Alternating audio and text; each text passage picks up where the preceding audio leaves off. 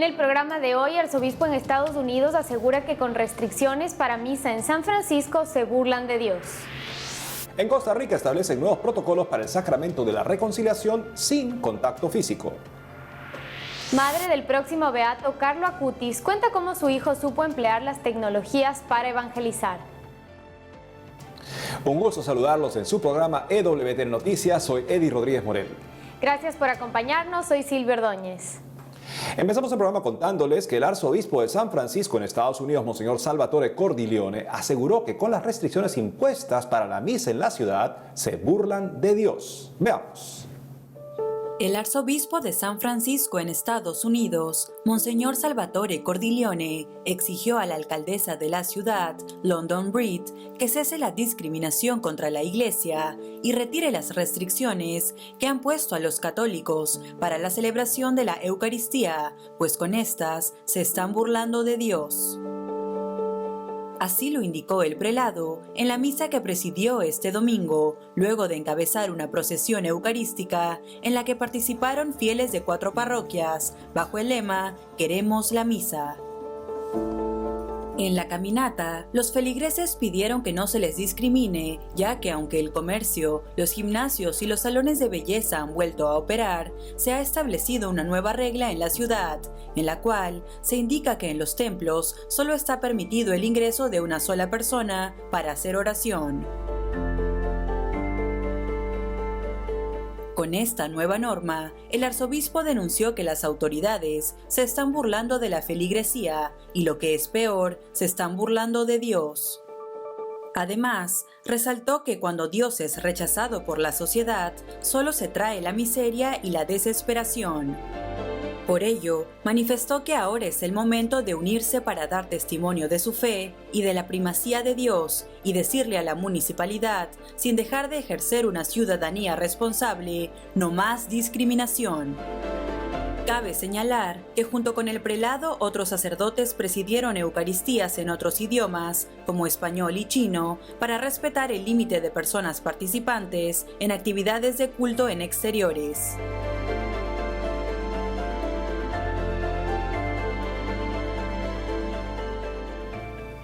Al parecer, la alcaldesa de San Francisco considera que la misa misma es un virus que quiere controlar. Es más, incluso que una persona solamente puede entrar a la vez en un templo en el que pueden caber ampliamente miles de personas, revela más bien la alergia, para seguir hablando de metáforas médicas, que tiene la alcaldesa hacia la religión católica. Pero una noticia que le está haciendo llegar el arzobispo es que en Estados Unidos no se puede discriminar una actividad constitucionalmente protegida como la libertad del ejercicio de culto, cuando otras actividades comparables sí se permiten. Así es, Eddie, realmente es algo bastante extraño, por decirlo menos, que puedan funcionar gimnasios, spas, casinos, incluso otro tipo de espacios públicos en los que sí se permite el aforo, mientras que en la iglesia, donde se pueden tener todas las precauciones necesarias para que el virus no se esparza, realmente estén poniendo esta restricción. Entonces es algo que nos preguntamos y realmente es incomprensible, ¿no? Así sería gracioso, de no ser porque es la realidad en la ciudad de San Francisco. Así es. Ahora nos vamos hasta Costa Rica con nuestra corresponsal Anastasia Telles, quien nos tiene información de la iglesia en ese país y de los nuevos protocolos para el sacramento de la reconciliación sin contacto físico. Adelante, Anastasia. Hola amigos, desde Costa Rica les saluda Anastasia Telles Abarca con el reporte para WTN Noticias. Iniciamos comentando que en una entrevista con el principal periódico comercial de nuestro país, el arzobispo metropolitano, Monseñor José Rafael Quirós Quirós, pidió a los costarricenses y residentes sacrificios para salir de la crisis provocada por la pandemia.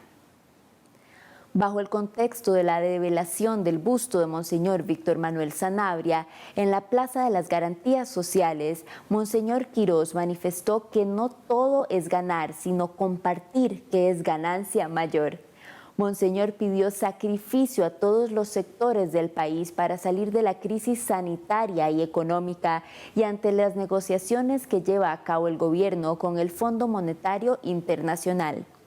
El arzobispo metropolitano pidió a los sectores que tienen mayores ingresos compartir más con tal de contribuir a la paz social a través de la solidaridad. Su llamado al gobierno es actuar con transparencia de cara a las negociaciones con el organismo financiero internacional en momentos que se disparan los indicadores de desempleo en Costa Rica. Y siempre en informaciones que nos genera la Arquidiócesis de San José, Monseñor Quirós, arzobispo metropolitano, bendijo el nuevo mausoleo renovado en honor a la beata Sor María Romero. En este mes de septiembre se realizó la ceremonia de bendición del mausoleo renovado, ubicado en las instalaciones de la Casa María Auxiliadora, Obras Sociales de Sor María Romero. La bendición fue presidida por Monseñor José Rafael Quirós Quirós junto a consejeros del Centro Histórico Teológico Sor María Romero. El acto fue limitado a máximo 50 personas por las restricciones propias de la situación que vivimos a nivel mundial. Los restos de la beata Romero descansan en el jardín de esta casa, que fue testigo de su vida de oración y de sus obras de caridad a favor de los más pobres desde 1991. Luego de la beatificación en el 2003 fue inaugurada una primera renovación del mausoleo y en este año 2020 se realizó su bendición oficial. Sor María Romero nació en Granada, Nicaragua, en 1902 y desarrolló muchas de sus obras sociales en Costa Rica. Y para concluir con nuestro reporte, sin contacto físico y separados por mamparas, de esta forma los fieles católicos podemos acceder al sacramento de la reconciliación. Y es que el protocolo aprobado por el Ministerio de Salud establece distanciamiento, no esperar más de 30 minutos y asegurarse de que los lineamientos de higiene se cumplan estrictamente. De esta forma, la Conferencia Episcopal de Costa Rica retoma la administración de este sacramento en todos los templos, ya que estaba suspendido desde el 18 de marzo, cuando por instrucciones de salud se cerraron los templos a causa del nuevo coronavirus. El Ministerio de Salud avaló el protocolo enviado por las autoridades católicas de Costa Rica para la confesión, dado que únicamente se podía realizar el sacramento de la extrema unción de los enfermos con cuidados especiales. Monseñor Daniel Blanco, obispo auxiliar de la Arquidiócesis y secretario de la Conferencia Episcopal, afirmó que el protocolo se elaboró pensando en cuidar la salud de sacerdotes, colaboradores y los creyentes. Amigos, este fue el reporte para WTN Noticias desde Costa Rica. Soy Anastasia Telles Abarca. Un abrazo fraterno. Adelante, estudios. Gracias, Anastasia. En otras noticias, fue recordado en Roma el cardenal Van Thuan por el aniversario número 18 desde su muerte en el 2002. Veamos los detalles. Empleados vaticanos y la comunidad vietnamita de Roma recordaron hace poco al cardenal François-Xavier Nguyen Van Thuan con una misa por el 18 aniversario de su fallecimiento. De acuerdo al informado por Así Prensa, por primera vez esa tradicional Eucaristía se celebró en la Basílica de Santa María in Trastevere y no en Santa María la Scala, lugar en donde se encuentran los restos mortales del venerable siervo de Dios Cardenal Van Thuan desde 2012, debido a la cantidad de asistentes y el tamaño de la iglesia para garantizar la distancia de seguridad requerida por las medidas sanitarias del COVID-19. Asimismo, la Eucaristía fue presidida por el cardenal Kevin Farrell y concelebrada por el cardenal Peter Turkson, junto a otros sacerdotes.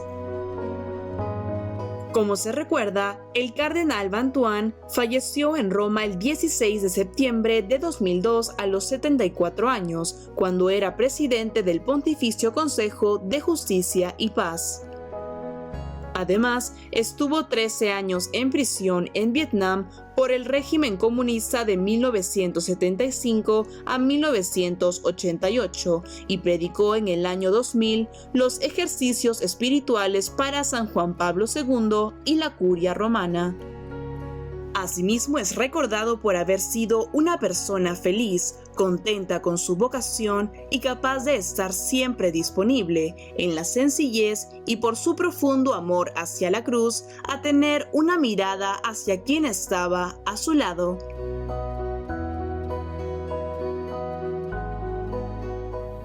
Y nos conectamos rápidamente con nuestro corresponsal en Roma, Miguel Pérez Pichel, quien nos tiene noticias sobre la próxima beatificación del joven italiano Carlo Acutis, fallecido de leucemia en 2006. Te escuchamos, Miguel. Hola amigos, el joven italiano Carlo Acutis, que falleció de leucemia en el año 2006 cuando tenía 15 años, será beatificado el próximo 10 de octubre en Asís. Su madre, Antonia Salzano, ha hablado con WTN Noticias y ha compartido algunos recuerdos de la vida de su hijo.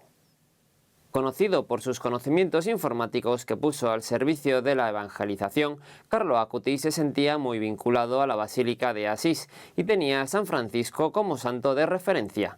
Carlos se dedicó a la difusión del Evangelio empleando la informática como herramienta e impulsó 2 muestras sobre lugares marianos y sobre los milagros eucarísticos, que todavía hoy recorren numerosos lugares del mundo. Antonia Salzano destacó cómo Carlo empleó las nuevas tecnologías informáticas con conocimiento del bien que podían hacer, pero también de sus peligros, sobre todo para una generación como la suya.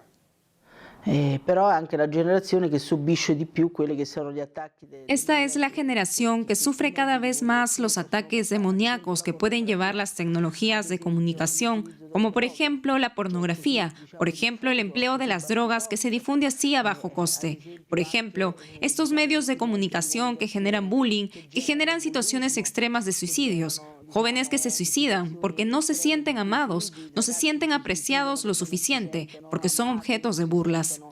Es una generación compleja que a los padres les cuesta mucho controlar, porque obviamente la mayor parte de los padres trabajan tanto el padre como la madre, y si los jóvenes son dejados a estas tecnologías de comunicación, el celular, el iPad, la computadora, el problema es que luego estas tecnologías de comunicación no hay una ley que los regule, por lo que con un botón pueden entrar en el infierno y nadie tutela a estos jóvenes.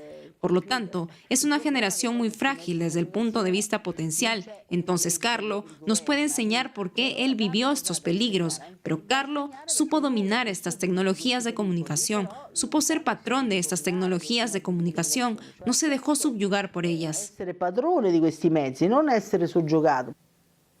Antonia Salzano explicó también cómo fue el momento del diagnóstico de la enfermedad de Carlo Acutis y cómo vivió esos días. Carlos se enfermó porque un día se despertó con astenia, es decir, no podía moverse. Inmediatamente me preocupé y llamé a su antiguo pediatra y me aconsejó llevarlo a la clínica especializada en niños. Allí le hicieron el infausto diagnóstico de leucemia y en 3 días se fue. Carlos, cuando le comunicaron que tenía leucemia, que era una enfermedad de la que podía morir, sonrió y dijo: «El Señor me ha dado una buena sorpresa». Luego dijo: «De aquí no salgo». Vivió serenamente esa enfermedad porque Carlo, poco antes de morir, dijo: «Muero sereno porque no he perdido ni un minuto de mi vida en cosas que no gusten a Dios». Por lo tanto, Carlo era consciente de que su vida fue siempre una vida unida a Jesús, que no cometió pecados mortales. A Carlo lo veo un poco como a un padre, como a una figura con autoridad. No lo veo tanto como un hijo. Lo sentía como un hijo, sí, pero lo veía también como algo más, porque Carlo tenía esa autoridad que le daba su cercanía a Jesús, que se percibía.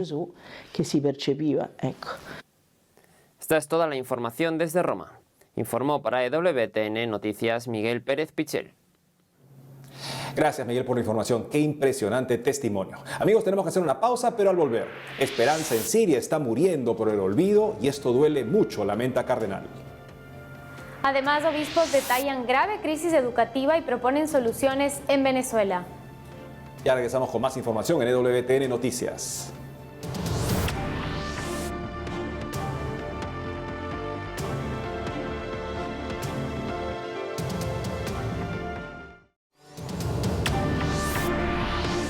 Seguimos con más información y les contamos que el cardenal Mario Zenari, nuncio apostólico en Siria, pidió a la comunidad internacional no olvidar a este país que está muriendo por el olvido. Veamos. El cardenal Mario Cenari, nuncio apostólico en Siria, hizo un llamado urgente a la comunidad internacional para no olvidar a este país en un momento tan crítico en su historia. Además, pidió unirse a la Iglesia en la atención humanitaria para tratar de restaurar la confianza y así devolver la esperanza que está muriendo en la gente. Y es que de acuerdo al Purpurado, luego de 10 años de guerra en Siria, con más de 1 millón de personas fallecidas y cerca de 12 millones de desplazados internos y externos, la pesadilla de la codicia y el flagelo de la pobreza extrema y el hambre han revelado que la esperanza en el corazón de las personas está muriendo, ya que no se ve una recuperación de la economía ni la reconstrucción del país. Frente a esta situación, el cardenal Cenari recordó el discurso de este año del Papa Francisco ante el cuerpo diplomático, en el que habló de un velo de silencio que se extiende sobre Siria y afirmó que se corre el riesgo de que dicho velo cubra la guerra que devastó a la nación, pues cuando los conflictos se prolongan mucho, a la gente ya no le interesa escuchar sobre ello. En ese sentido, el nuncio apostólico en Siria indicó que en medio de esta reciente crisis en Oriente Medio, desafortunadamente esto se está haciendo realidad y es un punto muy crítico, pues a pesar de que muchos han muerto por diversos tipos de armas, lo más difícil de aceptar es el morir sin que nadie hable de ello. Finalmente, el cardenal Cenari expresó que en el país existe también la bomba de la pobreza, con más del 80% de personas afectadas por el hambre, la desnutrición, sobre todo infantil, y otras enfermedades.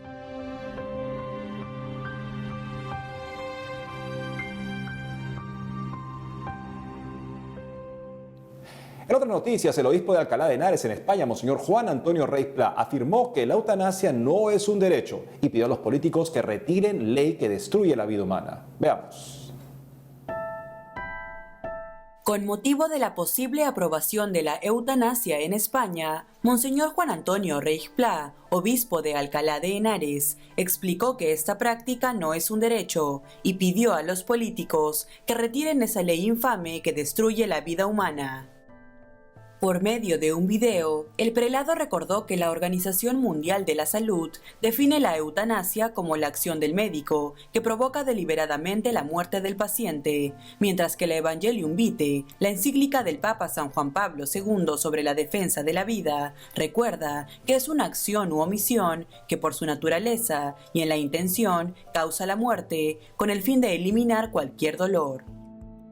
Frente a esto, Monseñor Rey Pla dijo que no vivimos juntos para destruirnos los unos a los otros y que la sociedad no está organizada para dar derecho a nadie a matar, y más cuando es una vida enferma y necesitada.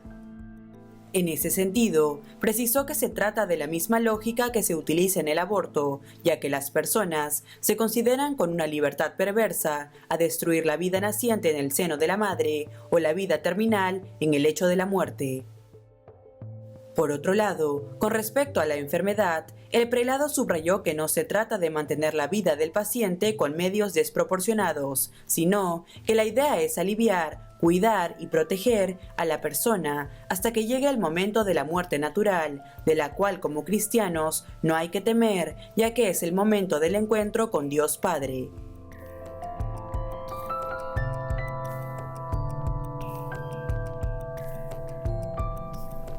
Y nos vamos hasta El Salvador con nuestra corresponsal Sara Larín, quien nos tiene noticias de la campaña 40 días por la vida y la lucha contra el aborto en la nación. Adelante, Sara.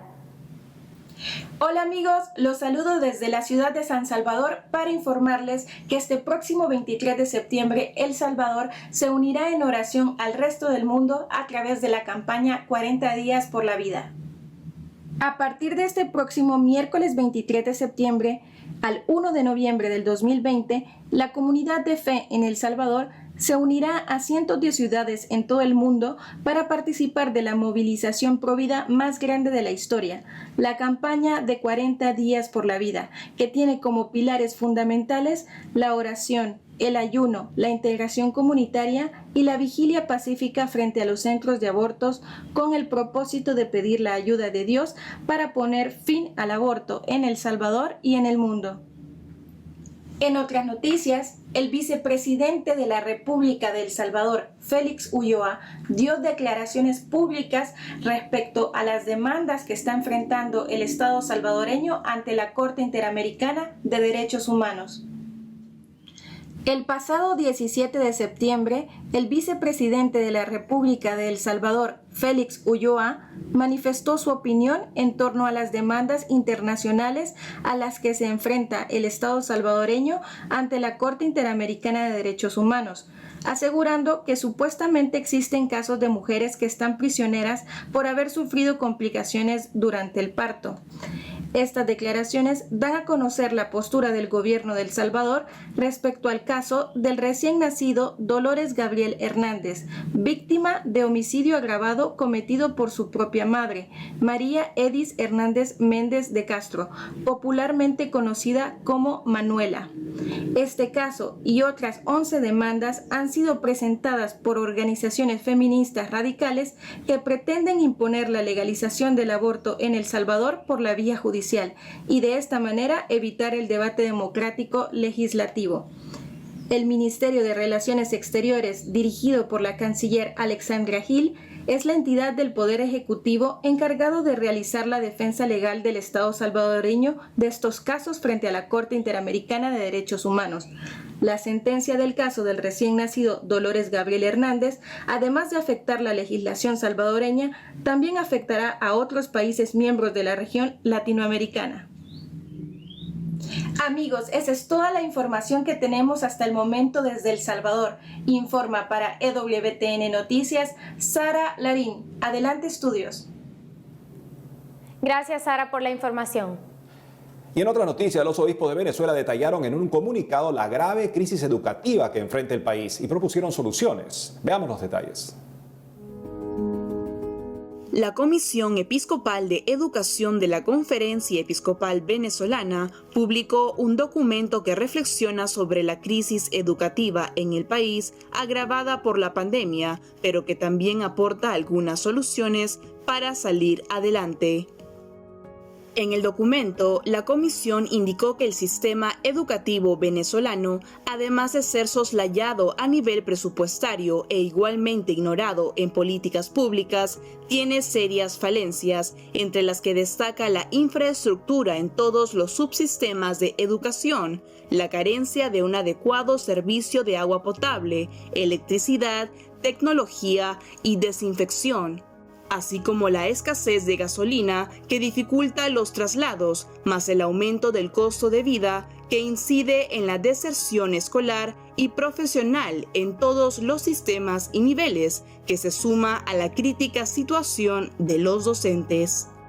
Sin embargo, la comisión consideró que las políticas educativas deben tener base en un pacto educativo que involucre a todos, que ponga sobre la mesa la educación, no solo en el ámbito docente y familiar, sino también en el proyecto de gobierno, en los campos empresarial, artístico, religioso y con incidencia en lo social, político, económico y cultural. No obstante, precisó que para que esta política educativa se haga realidad, debe existir un compromiso por parte del Estado venezolano y de sus entes gubernamentales.